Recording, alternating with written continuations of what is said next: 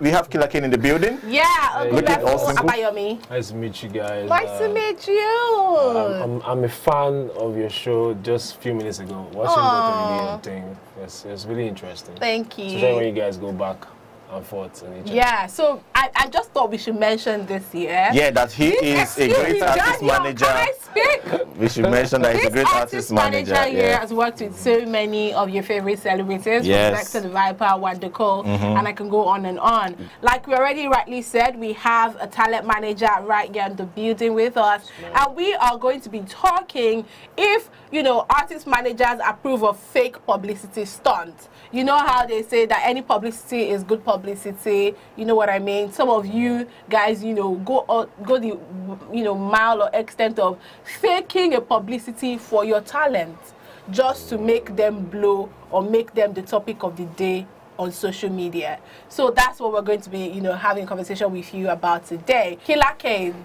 Yes, ma'am. The floor is up to you. What do you think about artist managers, you know, pulling off fake publicity stunts? First of all, I don't think it's the artist managers that call those shots. Really? It's mostly the PR side of the business. So I think you should clear the air, the difference between artist manager and PR. So an artist manager is pretty much an overseer of the brand of that particular artist, and which means every business affairs. It can be it accounting, PR, marketing. So it's the guy that oversees everything and that kind of in collaboration with the artist gives final approval or whatever goes out there.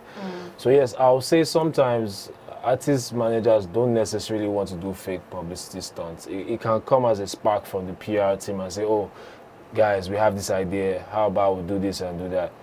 He might support it, he might not support it. Sometimes the artist takes the decision upon themselves and just go with it anyway. So the manager can either go with some of the stunts or not. It's not every time, pretty much.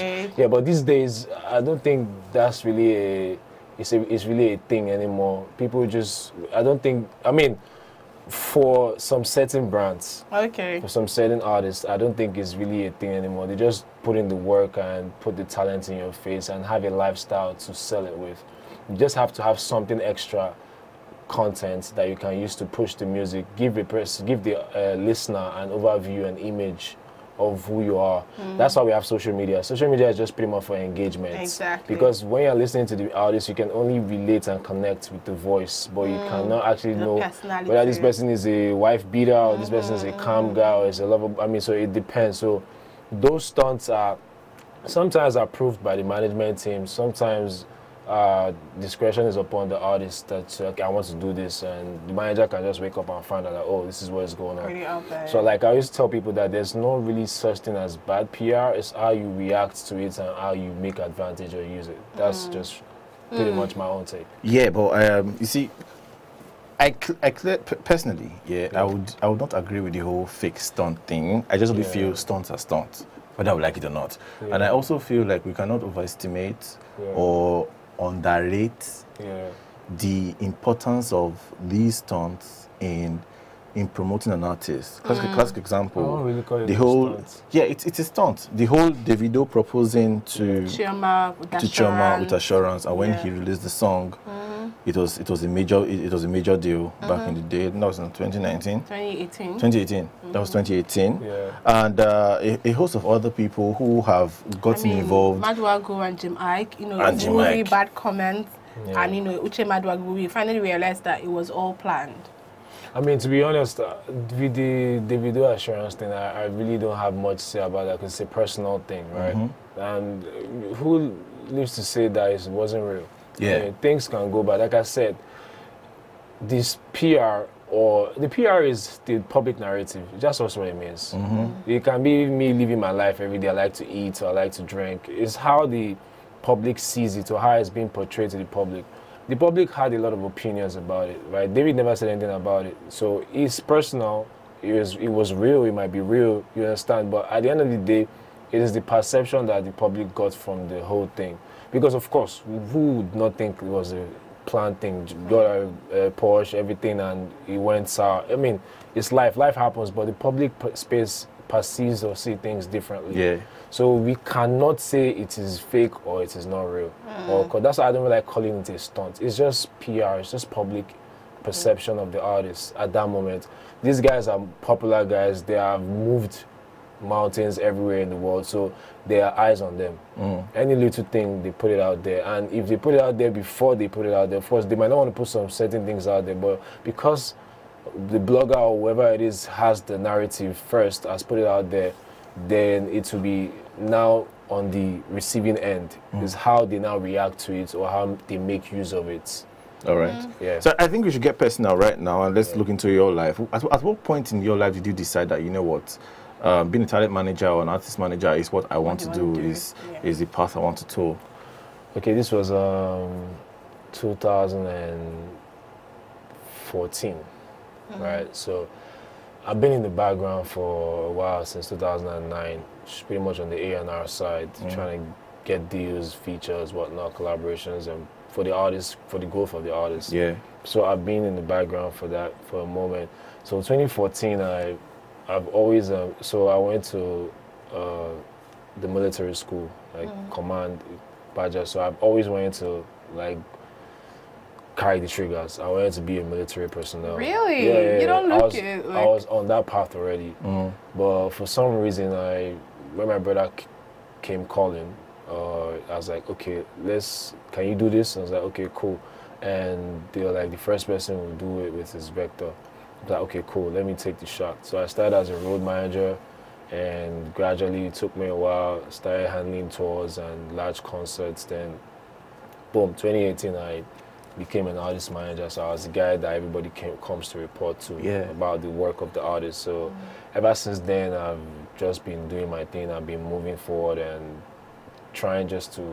trying to like make other people's life and careers easy, and they get what they want from it, because a lot of people want to be stars and famous. A lot of people want to make money from it. Some people see it as that. So, but mine is just to come and add to the puzzle, and we all be successful and get to where we need to get to at that moment.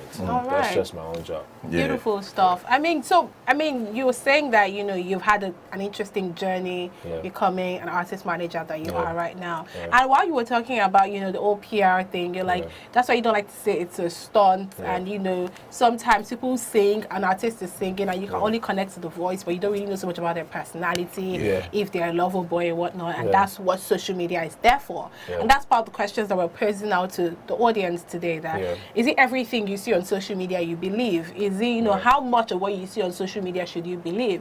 Viewers out there, please call the numbers that are on your screen right about now. We will do well to hear your opinion on that. But I'd like to ask you, since you're saying that, you know, social media is out there to help you put your personality so people can connect with you. I mean, but then are you eventually saying that everything that this artist puts online, you should believe that, oh, this is who they are? Because I could probably be like a someone that snaps easily, gets angry easily, but on social media I try to portray like you know, a really calm person. I mean, because really, when the person that is making my video is, you know, has put on the camera and is recording, I'm aware of it, and so I'm sort of like putting up an act.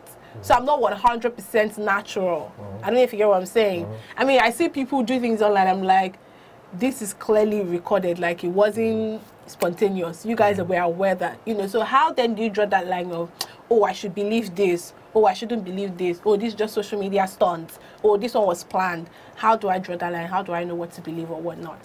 Okay, so I'm actually a philosopher, right? I graduated from philosophy at Unilag. So there's something we call deductive knowledge and inductive knowledge. So it's under logic. So I feel every advanced, let me put it that way, let me be a little bit scientific, an advanced being, as a human being that has undergone elementary, secondary, and tertiary, that understands, that knows right from good, should be able to deduce from any given information out there in the public, whether or not it's fake or is real or is intentional. Well, all I just say is we have the power to actually deduce it. Like, you look into it, you relate to the scenarios. You can't tell me over the years of your life that you have spent from elementary to tertiary, you have not encountered such or something close to that as a subject matter. So I feel one should always take their time to deduce. It's just like me reading a book, and because I have a book called The Handbook of Hitler. Everybody knows the story of Hitler. It's just like me now telling you I'm reading that book and you expect me to be very aggressive and very There's actually facts about Hitler that it makes him a normal human being, like just you and I. It is what the public and his actions, how the public blew the actions in proportion. There might be somebody else that is his lieutenant that is calling all those shots. So I feel we just need to take our time to deduce what they actually are passing. Because, and if you say once the camera is on, it means no. So there are some certain realities that I want you to see. So, but for me to be able to present it to you, there are some pros and cons and some things you need to do for you to have it to, like, is presentable, because TV is not owned by us. Like, is somebody else's. It's a media space. You have to go with some rules and regulations. There's terms and conditions. So you have to present it. It's just presentation. It's just them being deliberate. It doesn't mean it's not real. So, okay, I totally understand. I want to draw this conversation, this conversation that you just had, what you just said, to the MI and Vector beef. I mean, you are an artist man. I understand. I mean, I just want your own perspective, because when they eventually settled, I loved it. I personally loved it. As much as I enjoyed the beef, I enjoyed the beef. I really loved fights. Actually, I mean, it gave me good wordplay and all. In that regard, when they finally settled, and then they dropped a track, and then they dropped another track recently. There was another track that they dropped together. I got major scoop. You said two. Officially, it's just one track. Officially, it's just one track. Okay, fine. Yeah, so I got a major scoop that these guys, they are just shaking hands for the media. Who told you that? He said he got a major scoop. Oh, okay. Okay. Yeah. So, what do you have to say about their beef and also their settlement? I don't really want to talk too much about it. Yeah. Because I'm not really the person involved. Question. Yeah. But I mean, I lived to see what he did, what the whole situation did to me, exactly, because I couldn't sleep. Right. I was up on my toes trying to come up with strategies of how to respond. I mean, it was a sport. It was a healthy sport. It wasn't. It's just two grown men that have differences. Exactly. Yeah. So the only way that they can air out the differences is that, I mean, which is very popular to their genre, rap, is making a track. Yeah. So it was like, okay, you know what? Let's just talk about this. So there were some light subs here and there from the ciphers. Did you say light subs? Yeah, it was jab. Jab. So it went to 11 and like, you know what? Let's do this. And Emma released the Viper, and I was like, okay. I mean, for everything that you hear, there are facts, there are no facts. It's just personal thing between both of them. So everybody has done their research and everything. Beef is actually a very stressful thing. I mean, research. But anyways, I feel they actually settled for real. Yeah. Before you saw it on camera, they actually settled. It was like, you know what? Let's actually spread the love by making the young ones think, because the industry, especially the rap side, has fed on hate for so long. Like, love is actually, collaboration is what will make us stronger, to be honest, as a continent or as a country. That way, when you create like a pond, right, and there are a lot of fishes living in one place that are not clashing on each other, that there, people will actually want to go there and see it, because it's like a center of attraction in the middle of where there's chaos. Like, how are these people still together? So that is what will bring attention or investment or whatsoever to that circle, because everybody's collaborating. So I think it was just time for everybody, because like I told Emma, I was like, oh, man, it's time for everybody to just lift up the genre, very or the country, and encourage the younger ones. And he said, he's down with that. That's what he has been doing for the moment. I was like, all right, cool, man. Like, everybody, we appreciate what you've done. No disrespect to anybody's hustle, whatever it is, but I think it's just time to, so it was just time to let it go. Aww. That happened.